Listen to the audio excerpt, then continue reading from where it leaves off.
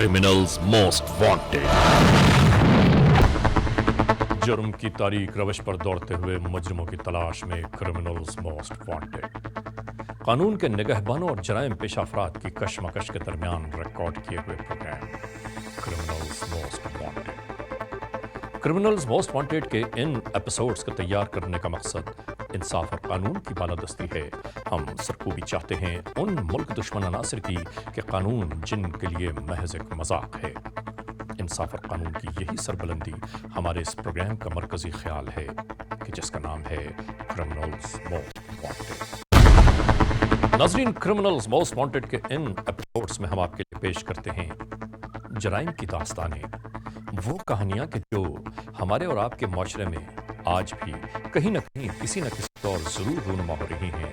और आज के इस एपिसोड में, आज के इस प्रोग्राम में हम आपके लिए पेश कर रहे हैं जुर्म और सजा की वो दास्तान, एक ऐसी कहानी कि जिसका आगाज कराची के इलाके गुलशन इकबाल से हुआ। 70 साल ज़ईफुल उम्र खातून कि जिनकी तमाम उम्र दरस व तदरीस में गुजर गई और जिंदगी के इस पहुंचने के बाद वहशी दरिंद सिफत लोगों ने इन्हें मौत से हमकनार कर दिया। एक ऐसी अजियतनाक मौत कि जिसका तसव्वुर करके इंसान की रूह कांप जाती है। ये सब कुछ कैसे हुआ, आज के इस एपिसोड में हम आपके लिए पेश कर रहे हैं। तो आइए शुरू करते हैं आज के जुर्म की ये दास्तान।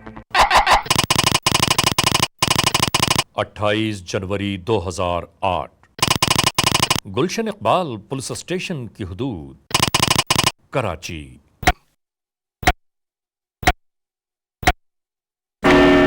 दोपहर 2:40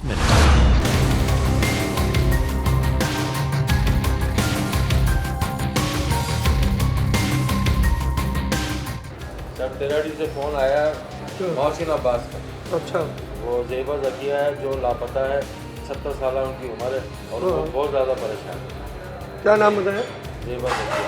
ज़ेबा ज़किया। फ़ोन किसने किया था? बिलाक तेराडी से मोहसिन अब्बास।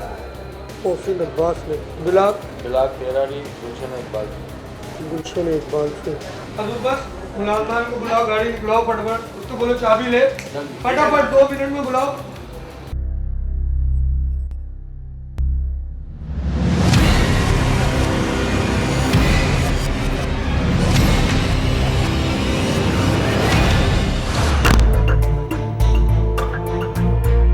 गुलशन इकबाल में मौजूद ये घर, जहां कोई समझ ही नहीं पा रहा था कि असल मामला क्या है।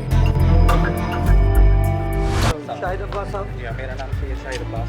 अच्छा शाहिद भाई, ये जो रिपोर्ट हुई है मुकदमे किडनैपिंग की, ये ब्लॉक तेराडी में डॉक्टर ज़ेबा ज़किया, जी डॉक्टर ज़किया ज़ेबा आब्दी, जी। उसकी तफ्तीश के सिलसिले में मैं आपको बताऊँ जी कि क्या हुआ था, किस तरह किडनैप हुई, क्या हुआ? जी हाँ, ये वाक़या ऐसा है कि 29 तारीख की मिडनाइट में अराउंड 12 बजे के करीब मेरे पास गुलशन थाने से टेलीफ़ोन आया और जिसने टेलीफ़ोन किया उसने अपना नाम मोहसिन अब्बास बताया। कहने लगा कि मैं इनका टेनेंट हूँ, किराए पर रहता हूँ और ये मिसिंग है।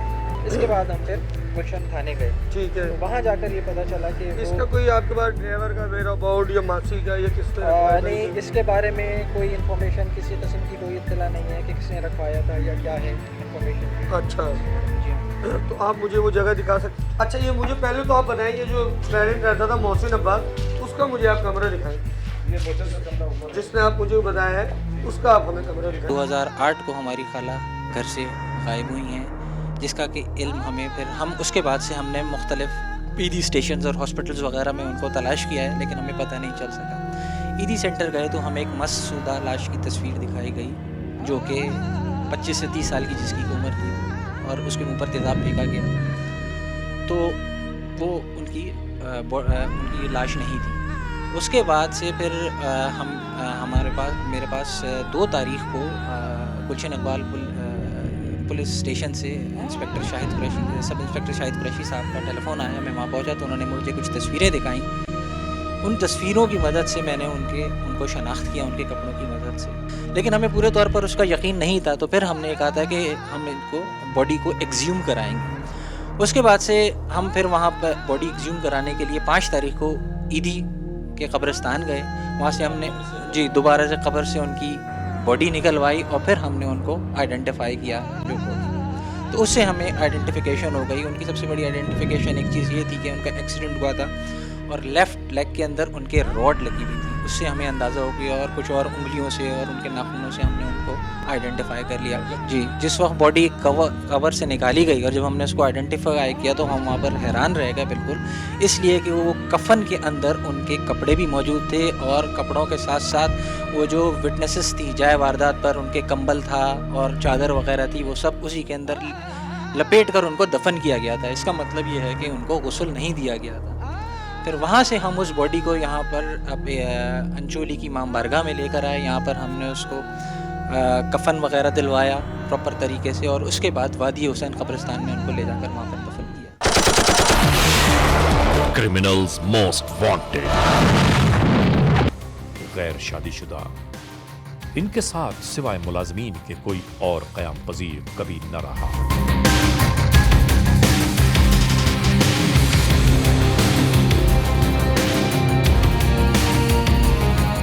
घर में मौजूद अहले खाना से मालूम किया गया कि कोई दौलत जायदाद का सिलसिला, कोई दुश्मनी, कोई शाखसाना, रैंसम कॉल, मगर कुछ भी तो नहीं। तो फिर आखिर ये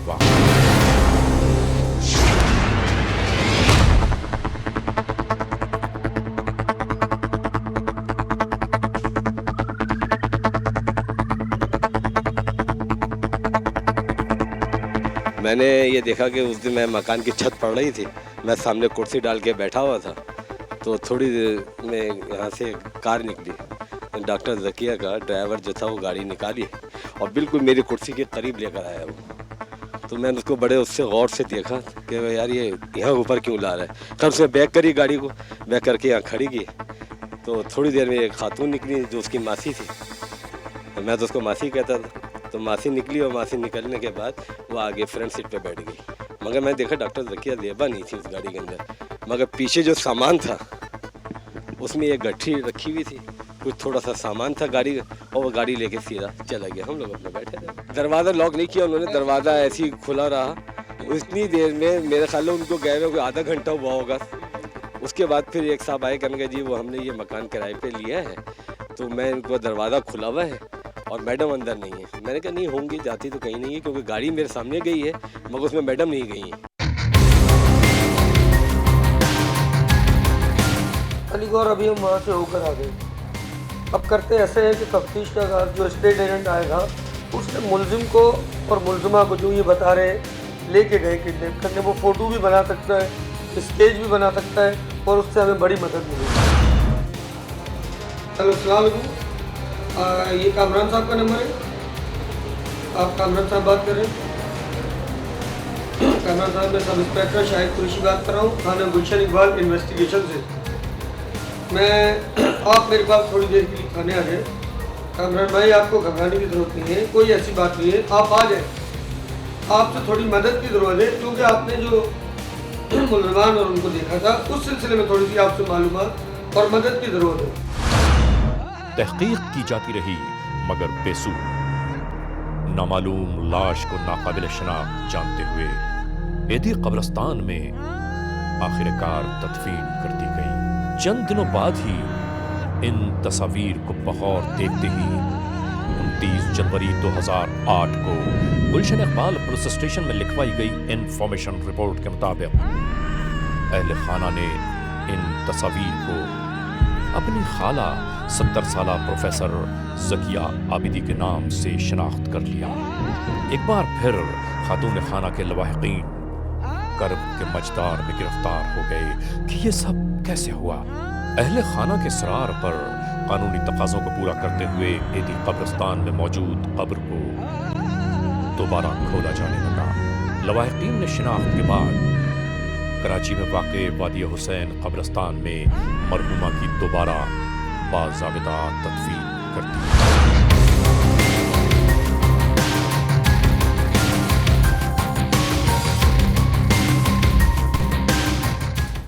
जी सर, मैं यूँ काम कर। हाँ भाई, क्या हाल है? बैठे क्यों परेशान है आप? हाँ क्या हुआ, परेशान क्यों हैं आप? तसल्ली रखें। हजूर बख्श इनको पानी पिलाओ, एक गिलास ला। क्या हुआ, तसल्ली से रखें आपको पुलिस वाले, कोई आपको इतना टेंशन या परेशान होने की जरूरत, ठीक है ना? क्या हुआ, क्या था? कुछ भी नहीं, अखबार पढ़ा था मैंने और मैं गया था, मैं 2000 रुपये दिए थे, वापस आ गया था। किस लिए, क्या अखबार पढ़ा था, किस लिए? सर एड में देखा था 13D में बंगले में खातून है, वो रेंट पे अपना रूम दे रही हैं, तो बस मैं इसके सिलसिले में पहुंच गया था वहाँ। सर क्या हुआ था मामला, सर समझ नहीं आ रहा है। वो ये है कि professor doctor Zeba Zakia 13D1 गुलशन इकबाल में उन्होंने एक ऐड दिया था अखबार में कमरा किराया देने के लिए। वहाँ आप गए थे कल और वहाँ आपने टोकन दिया था एक कमरा लेने के लिए किसी अपने क्लाइंट के लिए, मगर वो आज सुबह किडनैप हो गई। नहीं सर, मेरा कोई वास्ता नहीं है उससे, मैं सिर्फ किराए के सिलसिले में गया था। मैं आपसे, खुदा की कसम मेरा कुछ वो नहीं है सर। आप मेरी आप पर मैं तसल्ली रखें। मैं आपसे जो पूछ रहा हूँ कुछ आप मुझे बताएं कि वहाँ आपने क्या देखा, कौन लोग थे, कौन कौन वहाँ मौजूद था? कुछ नहीं था, एक ड्राइवर साफ कर रहा था गाड़ी, उनकी मासी थी। आपकी मैडम से क्या बात हुई? सर मैडम से बस यही बात हुई थी कि हमें कल जो है ना रूम ऑक्यूपाई कर लेंगे हम लोग। ठीक है। 2000 रुपये डन करके मैं आ गया था, ठीक है। तो नेक्स्ट डे पेमेंट करनी थी। जब आप उस दिन टोकन लेकर आ गए थे, ठीक है ना, तो दूसरे दिन जाहिर सी बात है आप पेमेंट करने भी गए होंगे। जी सर गए थे। किस टाइम गए थे आप? सुबह 11 बजे गए थे। तो फिर क्या हुआ वहाँ? सर वहाँ पे ये हुआ कि वहाँ पे दरवाज़ा खुला हुआ था, मैंने नॉक किया, ठीक है, कोई बाहर नहीं आया, ठीक है, कोई बाहर नहीं आया। मैंने पड़ोसियों को नॉक किया, ठीक है, उन्होंने बोला कि मैंने 1 घंटा पहले ड्राइवर को और मासी को जाते हुए देखा है गाड़ी के अंदर। ठीक है। सर खुदा की कसम यही बात हुई है। पड़ोसियों ने आपको किसने बताया? सर पड़ोस में उनके अंकल रहते हैं, उन्होंने बताया। आप उन दोनों को जो थे ड्राइवर मासी, उनको आप पहचान सकते हैं? जी जी सर बिल्कुल पहचानता हूँ गाड़ी से मैं, पहचानते हैं? बिल्कुल बिल्कुल पहचानता हूँ सर। चले मैं आपको लेके चलता हूँ, मुझे आप जगह भी दिखाएं जहाँ गए बिल्कुल थे। सर, ठीक है, बिल्कुल, और वो बिल्कुल। घर भी दिखाएं और वो पड़ोस में जो आपने किए थे वो भी ओके दिखाएं। चले। हजूर बख्श,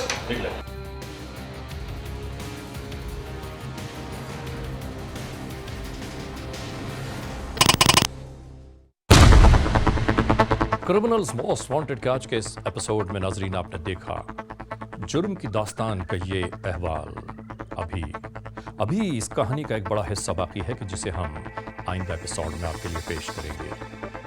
नाजरीन, जराइम की ये दास्तानें ARY वन वर्ल्ड के नाते आप तक पहुंचाते हम इसलिए हैं कि आप सबको ये आगाही हो कि जराइम कैसे कैसे चेहरे बदल कर, कैसे कैसे रूप धार कर हमारे और आपके माशरे में रूनुमा हो रहा है।